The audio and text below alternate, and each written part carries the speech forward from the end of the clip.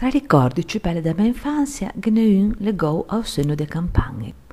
Lì a quando a vigilia di comunione, a seia dopo vespro, davano i bumbuin. Già un nome o fa capire come doveva essere quello sogno. O le un sogno che sapeva di allegria, di gioia, che lo annunziava che l'indomani sarebbe stato sensato una giornata di festa.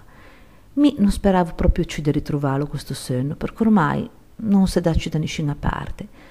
Poi grazie ai campanelli liguri sono riuscita a avere questa registrazione. E allora mi dico, fai un po' come me.